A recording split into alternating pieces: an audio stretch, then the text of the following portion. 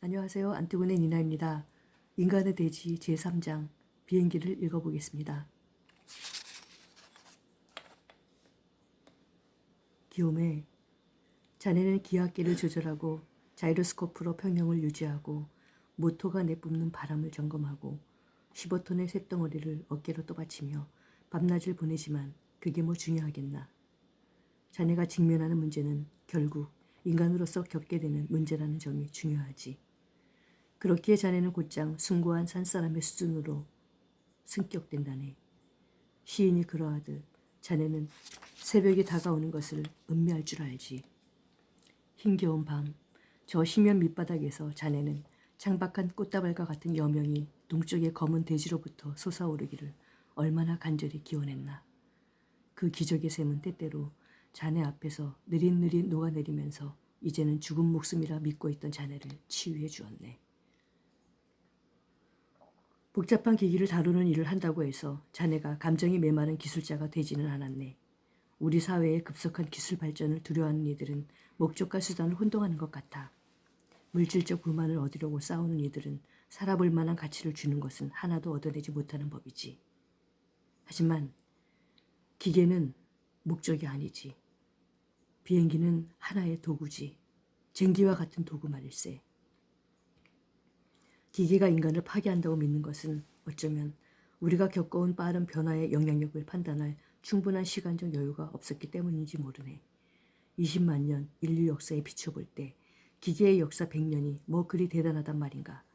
우리 주위에 광산과 전력발전소가 자리 잡기 시작한 것은 아주 최근에 벌어진 일이라네. 우리는 미처 다 짓지도 않은 새 집에 이제 막 살기 시작한 것이지. 인간관계, 근로조건, 관습 등 모든 것이 너무도 빨리 변해버렸네. 우리 정신마저도 가장 내밀한 기초부터 뒤흔들렸지. 이별, 부재, 거리, 귀환의 개념도 비록 단어 자체는 그대로일지 모르지만 더 이상 같은 현실을 담고 있지 않다네. 우리는 오늘날의 세계를 이해하는데 과거 세계를 위해 만들어 놓은 언어를 사용하고 있지. 그리고 과거의 삶이 우리 본성에 더욱 잘 들어맞아 보이는 유일한 이유는 과거의 삶이 지금 우리가 쓰는 언어에 더욱 잘 들어맞기 때문이라네. 진보할 때마다 우리는 이제 막 터득한 습관 밖으로 조금씩 밀려났으니 그야말로 우리는 여태 자기 나라도 건설하지 못한 이주민 신세가 아닌가. 우리는 모두 새 장난감에 정신이 팔려있는 어린 미개인들 같아. 비행기 운행에도 별다른 의미가 없지. 비행기는 더 높이 오르고 더 빨리 날게 되었어. 그런데 정작 우리는 어째서 그 비행기를 날아가게 하는지를 잊은 듯하네. 잠시 비행기를 운행시키는 것 자체가 그 목적보다 중요해지지. 항상 그런 식이라네. 제국을 건설하는 식민지 주둔 군인에게 삶의 의미는 정복을 하는 것이지. 주둔군은 식민지에 사는 본국인을 경멸하네. 하지만 식민지 정복의 목적은 본국인을 그곳에 정착시키는 데 있지 않았던가. 이런 식으로 우리는 발전에 열광하며 사람들을 철로를 깔고 공장을 짓고 유전을 파는데 종사하도록 만들었다네. 그러면서 이런 것들을 만드는 이유가 인간에게 봉사하기 위해서라는 사실을 얼마간 잊어버렸지. 식민지 정복 동안 우리의 윤리는 군인의 윤리였다네. 하지만 이제 우리는 식민지를 건설해야 하지. 아직 얼굴 없는 이 새 집을 살아서 움직이게 만들어야 한다네. 어떤 이들에게는 집을 짓는 것이 진실이었고 다른 이들에게는 그곳에 사는 것이 진실이라네. 우리가 사는 집은 분명히 점점 더 인간다워질 것이네. 기계는 완벽해져감에 따라 자기 역할을, 제 모습을 감추지. 자기 역할 뒤로 제 모습을 감추지. 인간이 하는 모든 산업화 노력과 모든 계산, 설계도를 그리느라 지새운 그 모든 밤 끝에 남는 것은 결국 겉으로 보이는 간결함인 것 같아. 기둥이나 배의 용골, 비행기 동체의 곡선이 여인의 가슴이나 어깨 곡선과 같은 본질적 순수함을 띠도록 만들기 위해 몇 세대에 걸친 경험이 필요했다는 듯 말이야.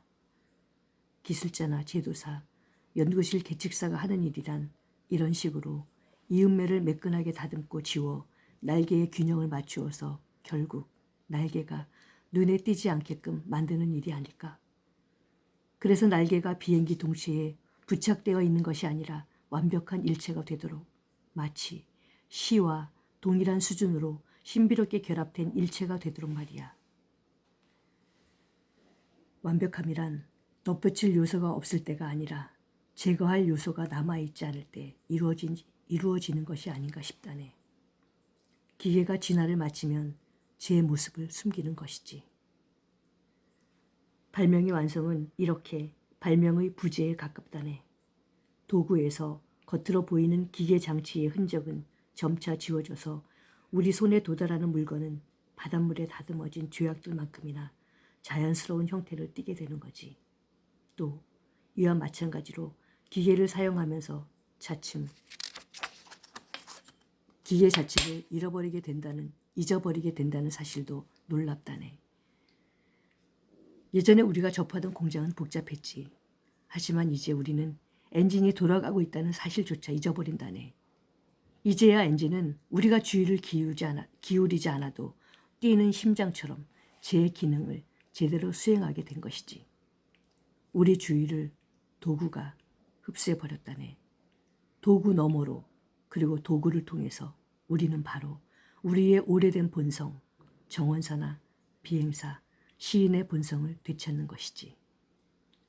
수상 비행기가 이륙할 때 조종사가 접촉하게 되는 것은 다름 아닌 물과 대기라네.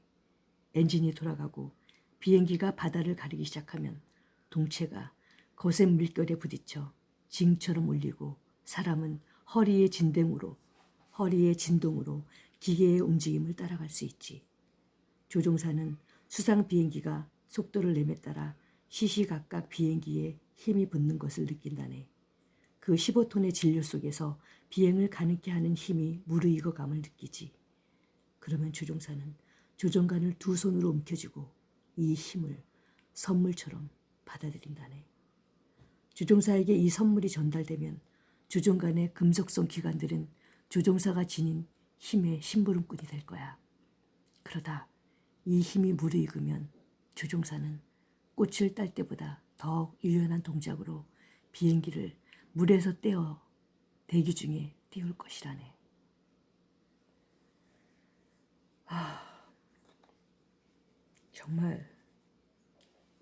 정말 아름답습니다. 고맙습니다.